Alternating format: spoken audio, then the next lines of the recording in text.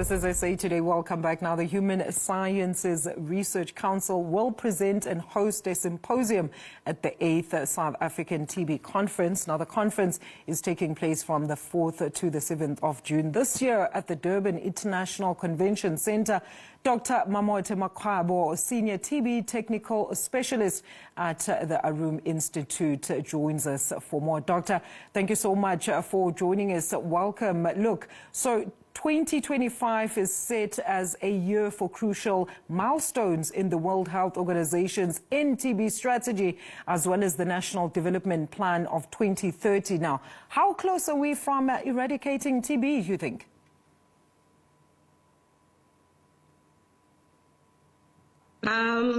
We are not that close, and I think with strides that have been taking place, there's a lot of, interventions that are happening in the country towards that. And post-COVID, there has been a lot of plans for South Africa to try and move towards that.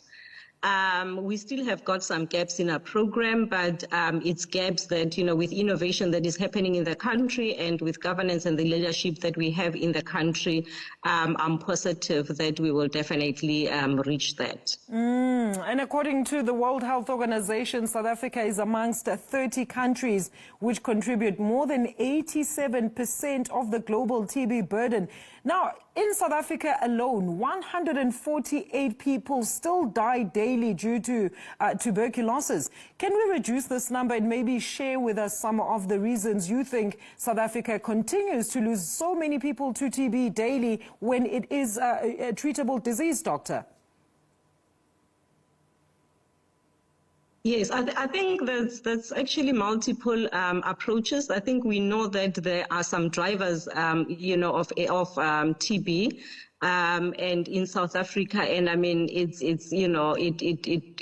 issues of overcrowding that we are seeing in our communities, issues of poverty, issues of infrastructure and housing. So TB is really not.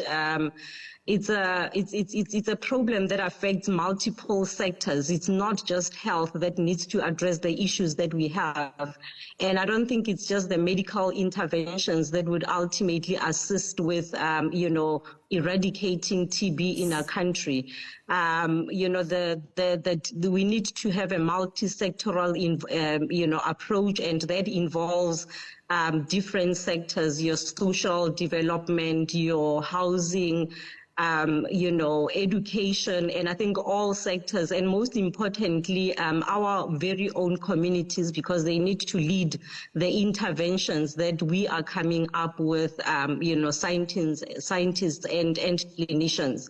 Our government is actually, we have good leadership, and they're actually leading, in terms of other interventions within the Department of Health. We have the TB recovery plan, for example, version 3, that is addressing some of the gaps that we have identified in the TB program post-COVID epidemic. And Doctor, I mean, staying with that point of the drivers of TB, as you call it, I mean, the fact that half of TB patients in the country are also living with HIV, meaning that any strategy that does not address both the TB as well as HIV pandemics will not actually succeed. So how do we then address the stalemate?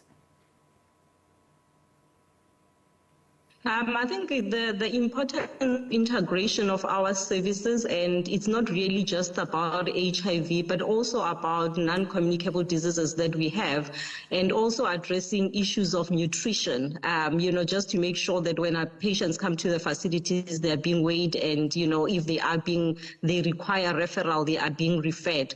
So I think integration of services, within the health sector itself, but also most importantly, having proper referral pathways as well, even outside facilities, to ensure that our patients get a holistic approach. I mean, with technology constantly progressing, Doctor, so what are some of the latest developments in TB preventative therapy in both adults and children that you can share with us, or you feel are noteworthy at this stage?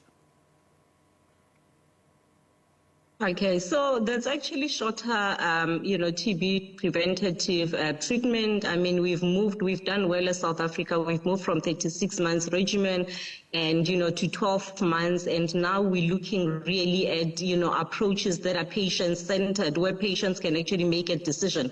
And we're looking at shorter regimens. And, the Aurum Institute is one of the leading organizations in terms of TB preventative therapy. And we are now looking at, 3 months of TB preventative therapy for both adults and children, which we are hoping that it would actually assist our communities to decrease, the TB epidemic. And the other thing also is that, one of the interventions that have come through as well is that initially we were mostly looking at people living with HIV in terms of TB preventative therapy and children under the age of 5. But we've got expansion now in terms of our guidelines to actually include any TB contact above the age of 15 years. And I think that would actually assist cap, the challenges that we with TB, because patients can then get, TB preventative therapy. And looking at the conference,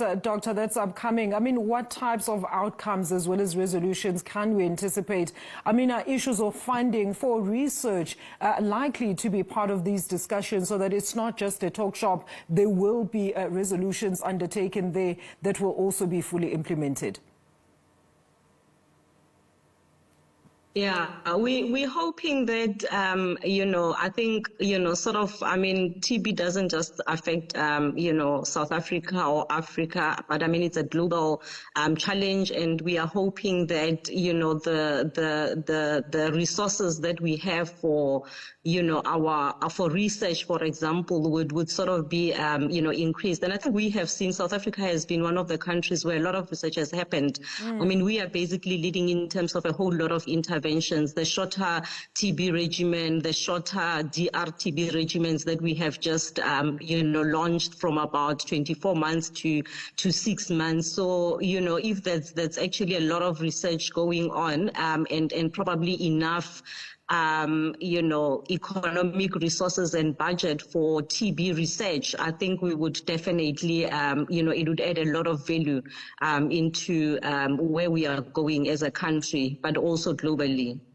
Thank you so much for your input this afternoon. That is Dr. Mamothe Makgabo there from Aurum Institute weighing in on the 8th SA TB conference.